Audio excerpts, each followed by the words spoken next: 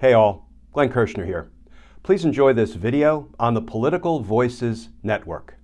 The other big story that came out yesterday from New York Times was that we found out that Jared Kushner has been in front of the federal grand jury. Just first thoughts, what do you think about Jared going in there and testifying to them? Because he was, I remember from like the January 6th footage, he was, pardon my language, he was such a little bitch when he was in there talking to him, and just, you could just tell that he looked like, you people don't deserve to talk to me. What do you think? What do you think of him going in before the grand jury now? Yeah.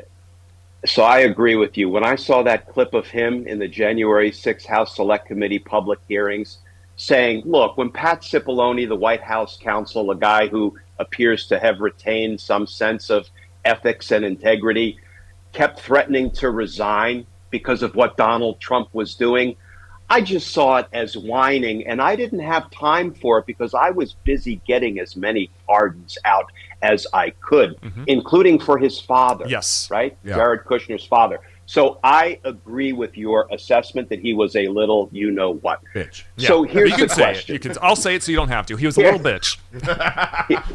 Here's the question. Does anybody think Jared Kushner told the truth to the grand jury? Now, I gave a spiel to every witness I put before the grand jury, especially if I thought they were loyal to the target of the investigation, the bad guy, the person we were intending to indict. I said, let me make you a promise.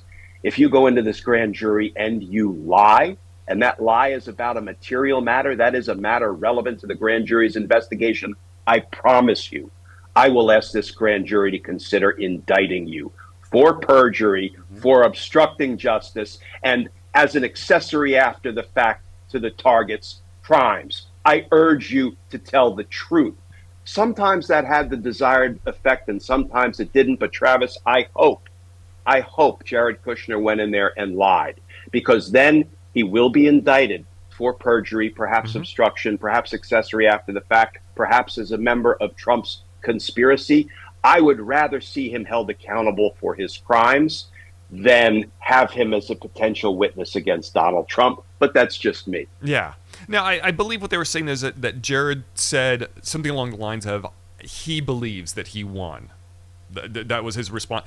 Can Jared get around answering that question by saying, I think he believes that he won, even if Jared knows the truth? And it also gets into the next thing I want to ask you about is, Jared was fundraising off of the big lie for Trump after this as well. So does Jared get into trouble with financial crimes? Because if Jared knew he lost the election, we don't know if Jared acknowledged that, I guess is what we're saying. Yeah.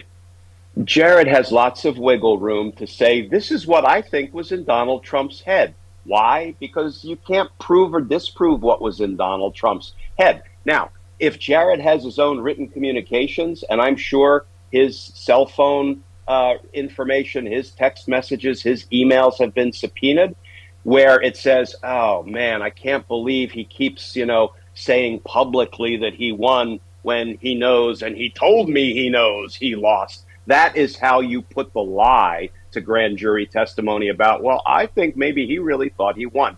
So, but at the end of the day, it doesn't matter. Right. There's enough objective evidence that Donald Trump was told he lost, Yeah, and we that saw a lot Donald of that Trump video knew footage. he lost, that, intent is going to be easy to prove. Criminal intent is going to be easy to prove at the end of the day. Just look at the statement he made to his own DOJ officials. I don't care if there was no fraud in the trial. Just say there was and leave the rest to me and my Republican allies in Congress. Travis, evidence of criminal intent proved beyond a reasonable doubt with that statement. So as I say, I hope Jared stayed true to who he is. He lied to the grand jury and he gets indicted for it. Yeah, no, here's hoping, because that's the other thing is, like, this is a broad conspiracy. I mean, we're hearing about him, questioning, Arizona, Georgia, and Michigan now. I mean, this could be a huge case with a lot of defendants. Do you think people from Congress could get tied up in this? I do, and it's really interesting, not to mix apples and oranges, but when you see the, Congressional committee hearing headed up by, that whole clown car full of representatives, Jim Jordan and Matt Gaetz, attacking the FBI, attacking Chris Wray, trying to defund and destroy and decommission the FBI, there are two things going on there. One is they are forever going to be Donald Trump's lapdogs, and they don't want to lose the support of Donald Trump's base. But perhaps more importantly, a whole bunch of them requested pardons because they knew they'd committed crimes on and around January 6th, Yep. right? So they're trying to destroy the law enforcement agency that will be investigating and perhaps prosecuting them for their crimes, them being the members of Congress. So I absolutely believe Jack Smith is the kind of without fear or favor prosecutor who will look at those members of Congress and indict them if there's enough evidence to show they committed crimes on and around January 6th. And you don't ask for a pardon if you didn't commit crimes. Thank you. Thank you. And the last thing I wanted to ask about, I mentioned it a little bit ago, with Jared, when they were fundraising off of the big lie, because we know that they're also looking into the financial crimes around January 6th, too. Do you think that Jared could be in trouble for any of that because he was running that part of the operation? Yeah, wire fraud. Yeah. For openers, right? So many potential financial crimes. The devil's in the details. That, those financial crimes investigations are work intensive, paper intensive. There's a lot of records you've got to subpoena, and you've got to get forensic accountants to look at and figure out. But I'm sure Jack Smith has all of that well in hand. Good. That's what I want to hear. And we were talking about Jack Smith seems like he is not messing around. No, he doesn't F around at all. Yeah, they're gonna not just read that pleading. Look at his scorched earth language. He knows justice is a full contact sport, and he's in it to win it. And all I'm saying is he's a Gen Xer like me, so I'm very, very happy to have a Gen Xer being the one who's going to take down Trump. Yeah, and let me send my love to Stephanie and her family. We know what she and her mom have been through, so our hearts are with Steph and her family. And we may have you with us for a portion of the show on Monday. Thank you so much for joining us today, Glenn. We really, really appreciate it.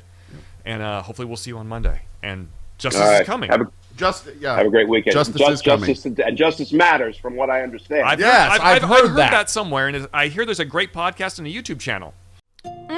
There it is, my first drink of the day, ZBiotics Pre-Alcohol Probiotic.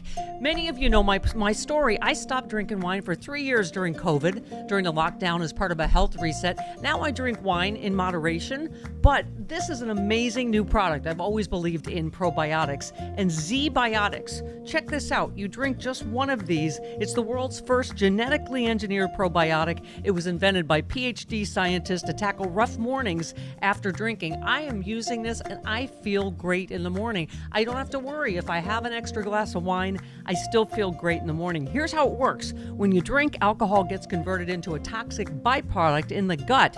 I've always had acid reflux problems. It is this byproduct, not dehydration, that's to blame for your rough next day. ZBiotics produces an enzyme to break this byproduct down. All I know is it works. It is ZBiotics Pre-Alcohol Probiotic. Go to zbiotics.com/politicalvoices or scan the QR code on the screen right now.